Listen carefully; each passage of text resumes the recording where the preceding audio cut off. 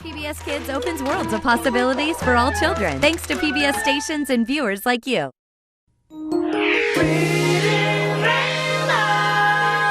Butterfly in the sky, I can go twice as high. Take a look, it's in a book, a reading rainbow. I can go anywhere. Friends to know and ways to grow, a reading rainbow. I can be anything. Take a look, it's in a book, a reading rainbow. Reading rainbow.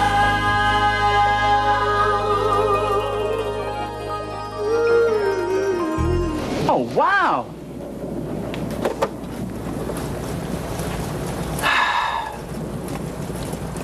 Hi.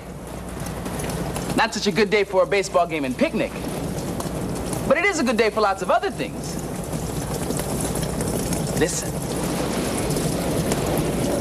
I love the sound of rain. It's like tap dancing on my window. You know, I wonder why so many people are so down on rainy days. I love them. Think I'll find out how long the storm is gonna last so that I can make some special rainy day plans. And now, Linda with the weather. And now for the local weather forecast. Bet you I can make a 100% accurate prediction. It's raining, right? It's raining, and the forecast is bad. Bad? What do you mean bad? We're in for lots more of this terrible weather.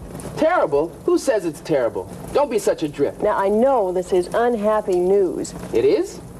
I don't think so. but we're in for a whole day of this dreary gray weather, folks, and the entire Well, central part... I don't have to listen to that. Nobody can convince me that I can't have a fine time on a rainy day. Luckily, we chose tomorrow as an alternate date for our baseball game and picnic. That means I have today to do whatever rainy day things I want. So, I think today, I'll work some jigsaw puzzles and solve my puzzle cube. Maybe I'll make some chocolate chip cookies. And I might even take time out for my favorite rainy day sport, puddle hopping. Woke up this morning, I could see the wind was blowing and the rain was dropping. No school today, mom's working and my daddy is going shopping. What a day, don't forget the blues. Put on your coat and your rainy day shoes and go puddle hopping. Puddle hopping. On a day like today, all my friends stay in to play, but I'm not stopping. Looking on the ground all around till I found me a puddle I can plop in. What a way to chase the blues when there's nothing to do. You got nothing to lose. Go puddle hopping. Puddle hopping. It's raining, don't stay inside. Get on your feet, or get your bike and ride. You ain't lived till you try. Puddle hopping. Puddle hopping. Puddle hopping. Puddle hopping. Puddle hopping. Puddle hopping. Puddle hopping. Puddle hopping. It's great to go puddle hopping and running in between the raindrops, but it's also good to know when to come in out of the rain to a place that's dry and cozy. A nice cool glass of apple juice, just perfect for my favorite rainy day pastime, curling up with a good book. Or 2. Or 10. It's a shame I can't read them all today. This is one of my favorite stories. It's called Bringing the Rain to Kapiti Plain. It's based on an old African legend told by the Nandi people who live in Kenya. It's a perfect rainy day story because, well, it tells us just how important rain is to all living things, and how a rainy day can sometimes be the best day of all. What if you lived in a land that was dry and thirsty, and you waited and waited for the rain to come? What if your mouth was dry and your stomach empty because there was no rain? For weeks and weeks, no clouds, no rain, no water. And you waited and waited. A Nandi tale, bringing the rain to Kapiti Plain.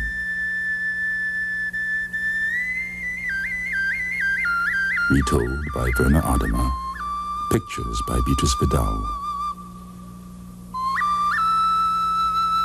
This is the great Kapiti Plain, all fresh and green from the African rains, a sea of grass for the ground birds to nest in, and patches of shade for wild creatures to rest in, with acacia trees for giraffes to browse on, and grass for the herdsmen to pasture their cows on.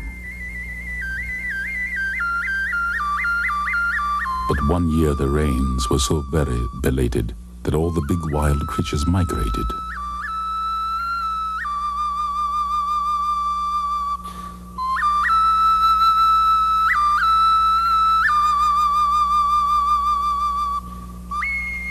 Then Kipat helped to end that terrible drought, and this story tells how it all came about. This is the cloud, all heavy with rain, that shadowed the ground on Kapiti Plain. This is the grass, all brown and dead, that needed the rain from the cloud overhead.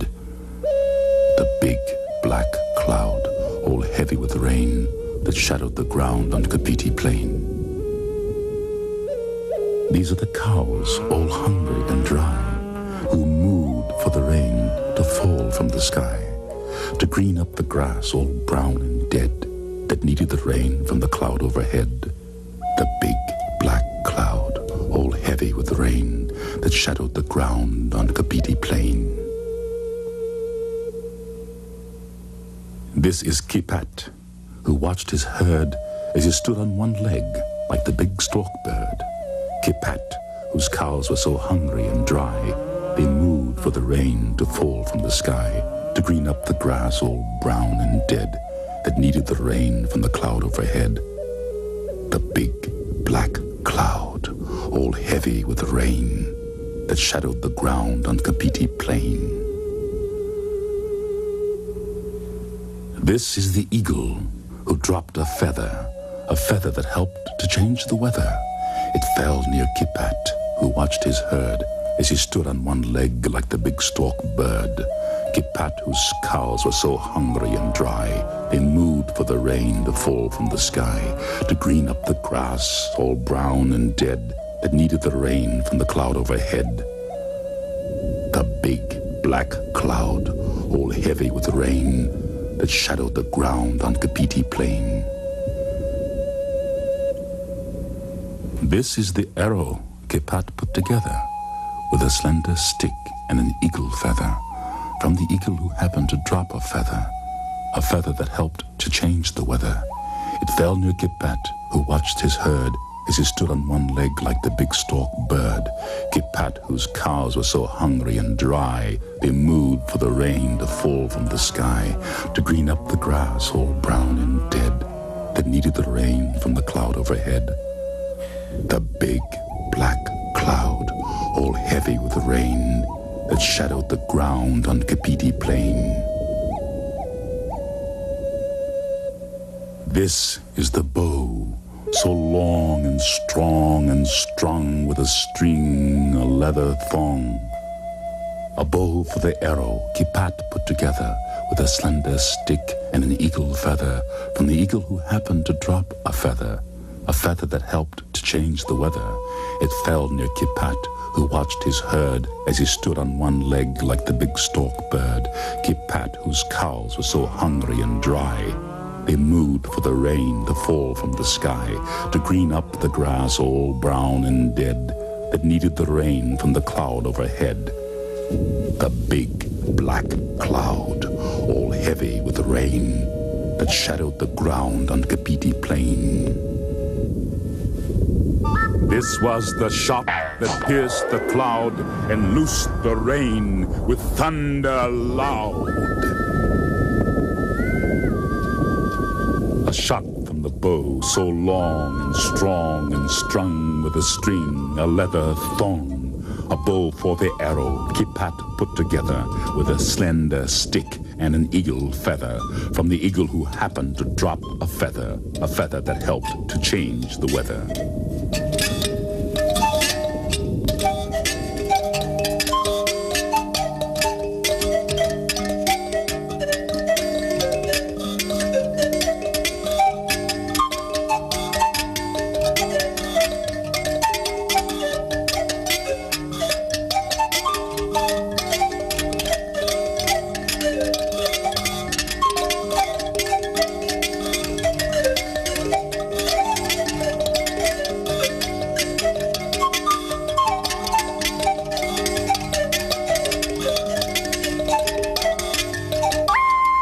So the grass grew green, and the cattle fat, and Kipat got a wife, and the little Kipat, who tends the cows now, and shoots down the rain when black clouds shadow Kapiti Plain.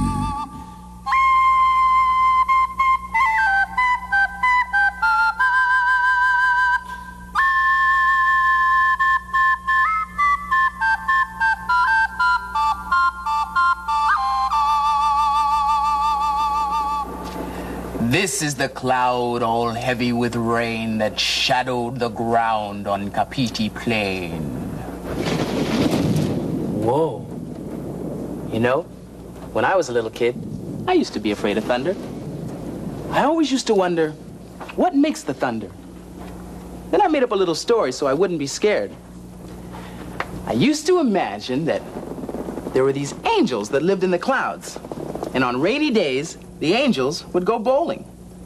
Now, if you've ever been bowling yourself, you know that it can be a pretty noisy sport, what with balls rumbling down the lanes and crashing into pins and all. And you know what? It sounds a lot like thunder. So, on rainy days when I'd get scared by the thunderstorms, I'd just say to myself, it's only the angels up there, bowling. And I wouldn't be so frightened anymore. Say, do you ever wonder what makes thunder? Well, I don't know, but I think it comes from light. I think it comes from a huge volcano up in the sky that erupts every time it's angry. Whenever it rains, God moves his furniture, and whenever he puts the piano down, it goes down with a big bang. When God shoots a basket and the ball goes down, thunder comes. I think thunder happens when there's a traffic jam in heaven. The clouds bump, or the clouds are angry.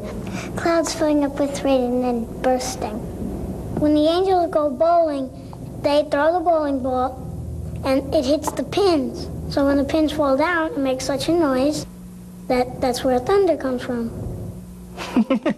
I guess everyone has their own special thunder story. But you know, scientists say that thunder always happens after lightning. You see, lightning makes the air very, very hot, and it sort of expands, blows up. And that's what you hear when it thunders. Thunder isn't dangerous, it's just very loud. But nobody's absolutely sure what causes thunderstorms. At the National Center for Atmospheric Research, scientists believe that a day without a thunderstorm is like a joke without a punchline. They even built their laboratory high in the Colorado mountains where there are more thunderstorms a year than anywhere else in the United States.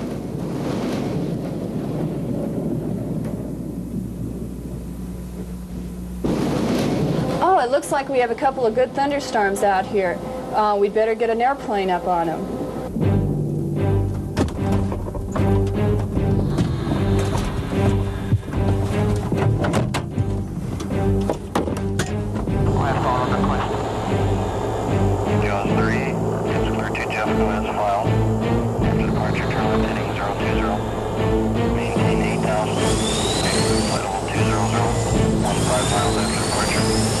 Departure frequency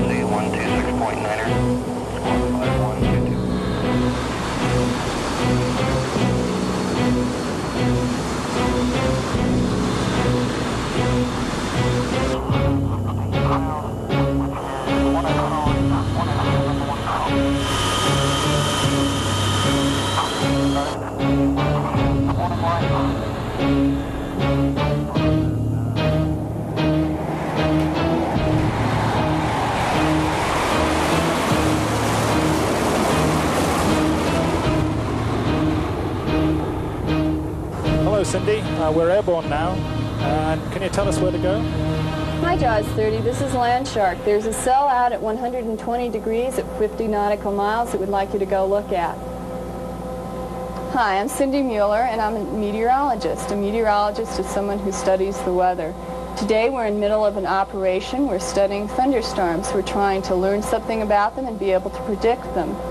If you take a look at the radar screen, you can see that we have two thunderstorms, one here and one here.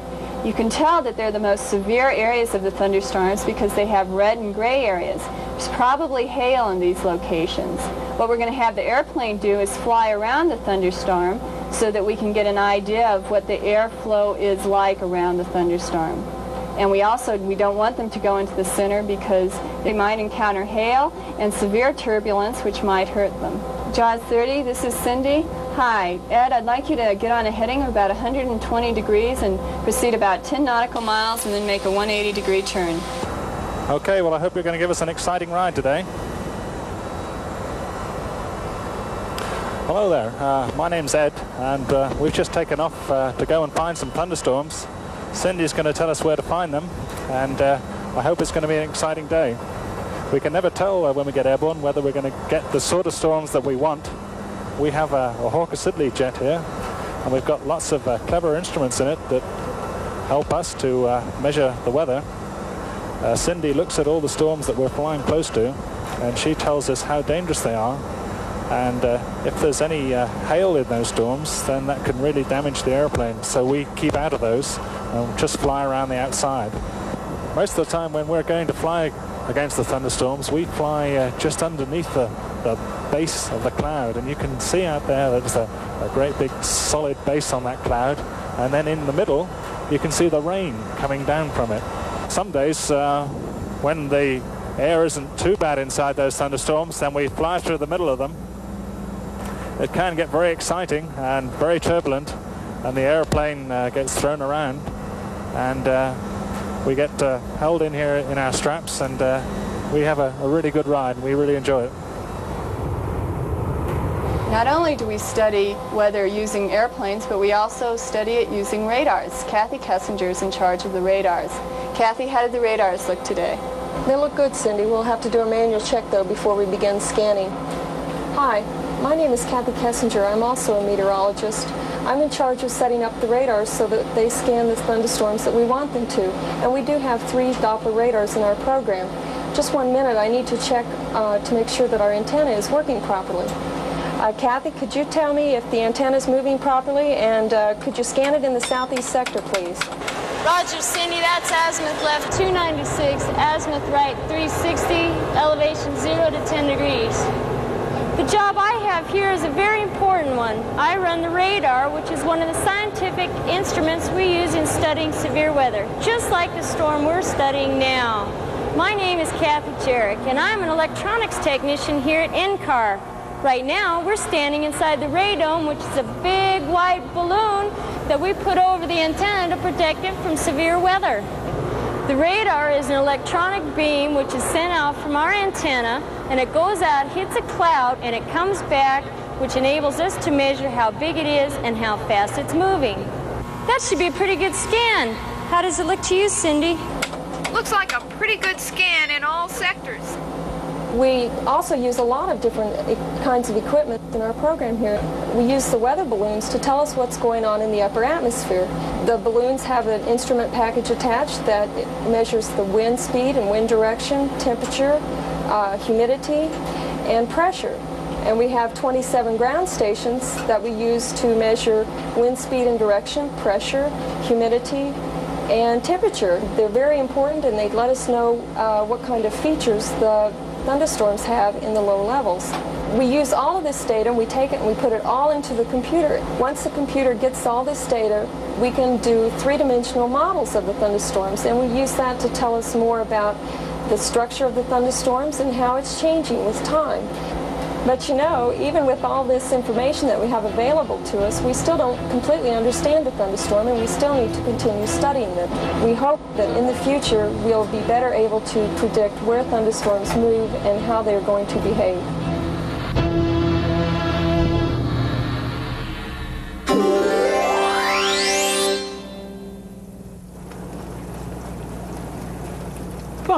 out of here.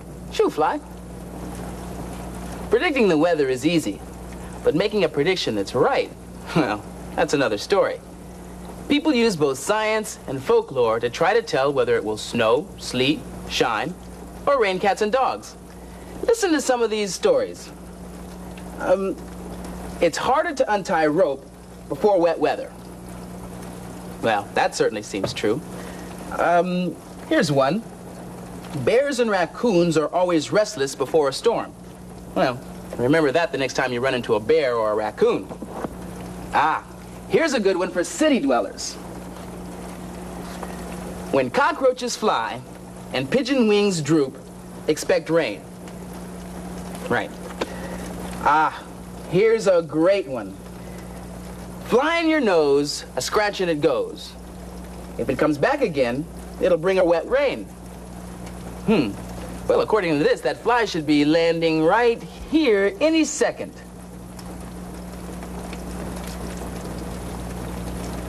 Well, I hope that fly wasn't planning a career as a weather forecaster. You can use these old sayings to try and predict the weather and see for yourself if they really work. Meanwhile, here are some people who do a lot better job of predicting the weather than I do. Or that fly, wherever he is.